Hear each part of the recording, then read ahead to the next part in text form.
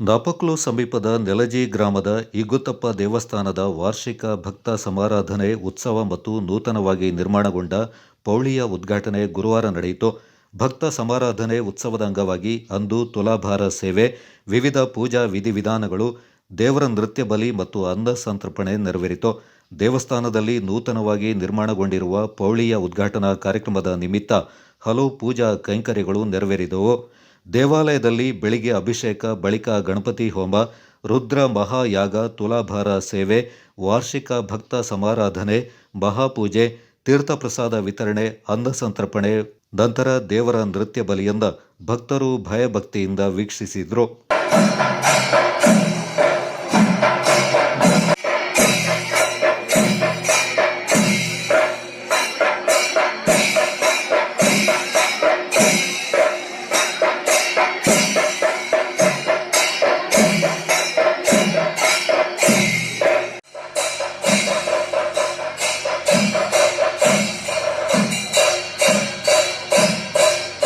ಉದ್ಘಾಟನಾ ಕಾರ್ಯಕ್ರಮದಲ್ಲಿ ಪಾಲ್ಗೊಂಡಿದ್ದ ಶಾಸಕ ಎಸ್ ಪೊನ್ನಣ್ಣ ಮಾತನಾಡಿ, ನಾಡಿನ ಭಕ್ತರ ದೇಣಿಗೆಯಿಂದ ಉತ್ತಮವಾದ ಪೌಳಿ ನಿರ್ಮಾಣಗೊಂಡಿದೆ. ಸಾರ್ವಜನಿಕರ ಸಹಕಾರದಿಂದ ದೇವಾಲಯ ಮತ್ತಷ್ಟು ಅಭಿವೃದ್ಧಿಯನ್ನು ಹೊಂದಲಿ ಎಂದು ಹಾರೈಸಿದರು.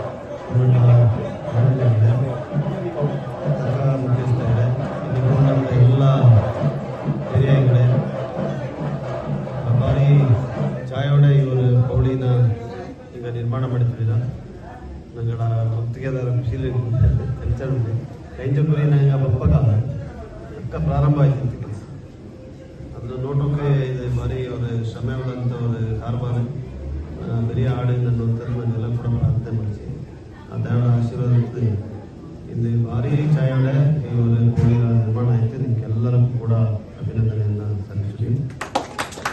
ಕಾರಣ ಮುಂಜೆ ನಾನು ಅಧಿಕೃತವಾದಂಥ ಕಾರ್ಯಕ್ರಮದಲ್ಲಿ ಭಾಗವಹಿಸಿದ ಬೆಂಗಳೂರಿನ ಅಜ್ಜೆಗೂ ನಿಂಗಳ ಈ ಒಂದು ಶ್ರಮಕ್ಕೆ ಖಂಡಿತವಾಗಿ ದೇವರ ಆಶೀರ್ವಾದ ಇಂತೆ ಇರಬಾರ್ದಂತ ತಕ್ಕ ಈ ಕಾರ್ಯಕ್ರಮ ಯಶಸ್ಸಾಗಿ ತಾಯಿ ಈಶ್ವರ ದೇವಾಲಯ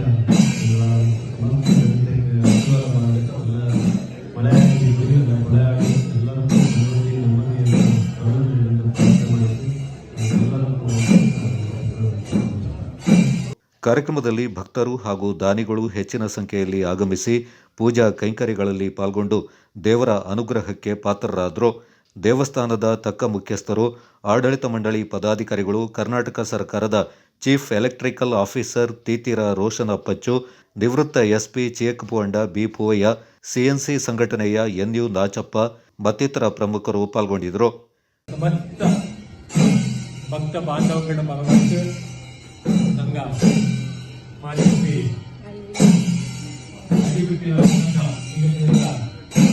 ಹೆಚ್ಚು ಬಿಸಿ ಟೈಮ್ ಶೆಡ್ಯೂಲ್ ಇದ್ದರೂ ಕೂಡ ನಂಗಡ ಆಮಂತ್ರಣ ಸೋಲೆ ನಂಗಡ ಆಮಂತ್ರಣ ಸ್ವೀಕಾರ ಮಾಡಿದ್ದು ಇಂದಿಕ್ಕ ಬಂದಿತ್ತು ನಂಗಡ ಇವರು ಶುಭ ಕಾರ್ಯಕ್ರಮದಲ್ಲಿ ಈಗ ಭಾಗವಹಿಸಿಟ್ಟಿತ್ತು ನಂಗೆ ಶುಭ ಸಂದೇಶ ಕೂಡ ತಂತು ಈಗ ಬಂದದ್ದು ನಂಗೆ ಕೆಲಕ್ಕೂ ತುಂಬ ಖುಷಿ. Kodagu channel news Duggala Sadananda ದಾಪಕ್ಲೋ.